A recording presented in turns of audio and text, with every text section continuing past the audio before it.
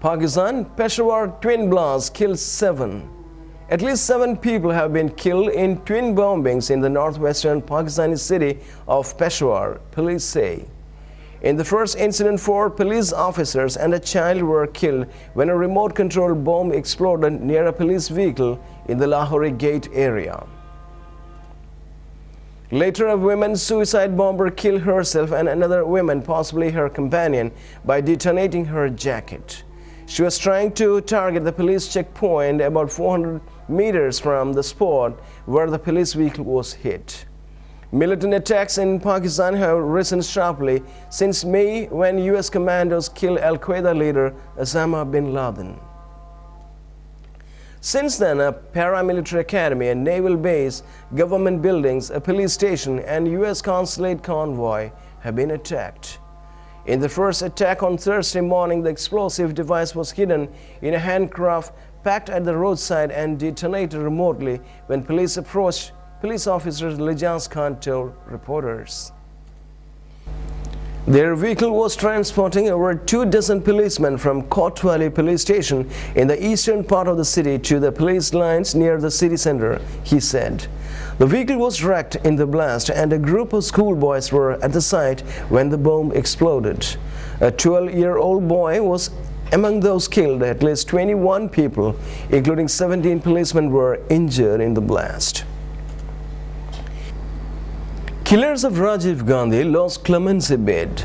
Indian President Pratibha Patil has rejected mercy pleas from 3 Tamils convicted of the 1991 assassination of former Prime Minister Rajiv Gandhi. In theory, the ruling paves the way for their execution, officials say. However, there are a growing number of people on death row who have exhausted all legal appeals but whose sentences have not been carried out. Correspondents say bureaucratic delays and shortage of hangmen have contributed to the backlog. The rejection of clemency petitions happened last week after the president returned from a foreign tour, presidential spokeswoman Archana Datta told AFP news agency.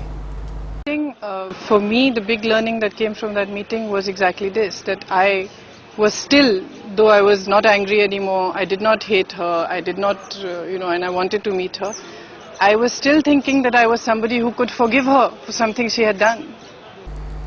Israelis staged mass protests over rising cost. At least 250,000 of Israelis have staged marches over the rising cost of living.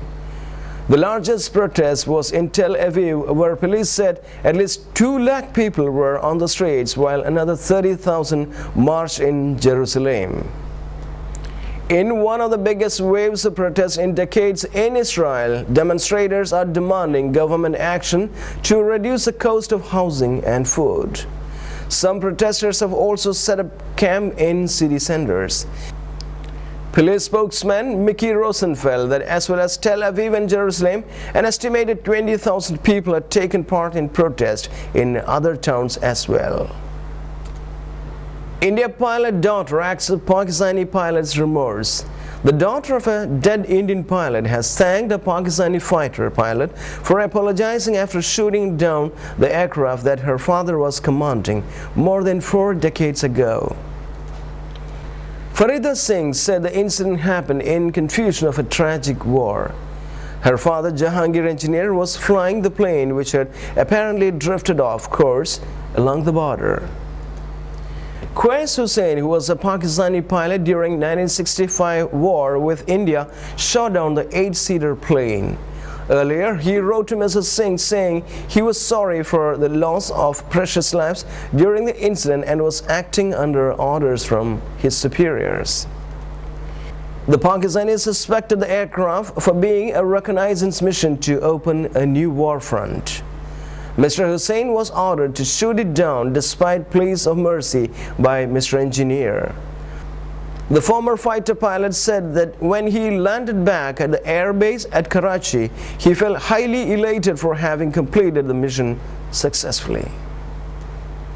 But the mood changed later that evening when All India Radio announced that the plane had been a civilian Indian aircraft with 8 people on board. In a letter to Farida Singh, Mr. Hussain said everyone connected with the incident felt sorry and dejected. Mrs. Singh replied that she was somewhat overwhelmed at receiving the letter. She said the death of her father had defined our lives. We'll move on to the business world.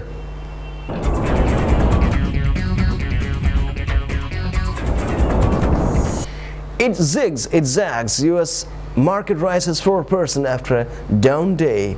Continuing the wild swings from panic selling and to forward buying and back, stocks soared on Thursday, leaving investors bewildered about what might come next. In a display of wild volatility, the American stock market this week has produced altering days of collapsing prices, accompanied by speculation of a renewed financial crisis that could be even worse than the one that began in 2008, and sharply rising prices amid reassurances that banks are healthy and corporate profits strong. On Thursday, the Standard & Poor's 500 stock index soared 51.88 points or 4.6% to 1,172.64. Traders pointed to a small decline in claims for unemployment insurance in the United States and the reassurances of French officials that their country banks were safe. That gain recovered all of a 4.4% decline on Wednesday. For the 2 days, the index was up by 0.11 points or 1/100%. On Monday, the market had fallen by 6.7%, only to leap by 4.7% on Tuesday. So far this week, the index is down by 2.2%. Welcome to the world of science. Hot chemotherapy bath, patients see hope, critics hold doubts. This cancer therapy at its most aggressive, treatment patients liken to being filleted, disemboweled, and then bathed in hot poison. The therapy, which couples extensive abdominal surgery with blasts of heated chemotherapy to the abdominal cavity and its organs, was once a niche procedure used mainly against rare cancers of the appendix. Most academic medical centers shunned it. More recently, as competition for patients and treatments intensifies, an increasing number of the nation's leading medical centers have been offering the costly and controversial therapy to patients with more common colorectal or ovarian cancers. And some hospitals are even publicizing the treatments as a hot chemo bath. To critics, the therapy is merely the latest example of one that catches on with little evidence that it really works. We are practicing this technique that has almost no basis in science, said Dr. David P. Ryan, clinical director of the Massachusetts General Hospital Cancer Center. And in sports,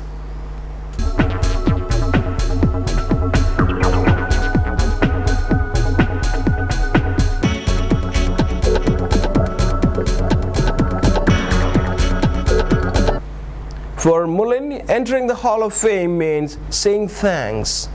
3 to 5 minutes, Chris Mullin was told, and this made him happy, a little bit relieved. He would not have to speak all that long, notwithstanding how far his oratory skills have come since the days when he mostly spoke as a sign language of his own with a ball or a beer.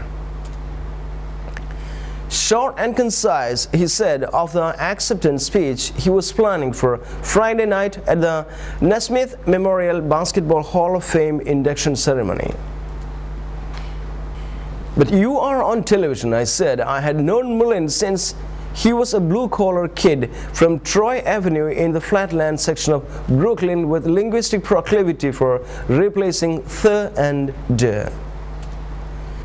Mullin, an ESPN analyst, laughed and said, well, there are a lot of people I do need to thank.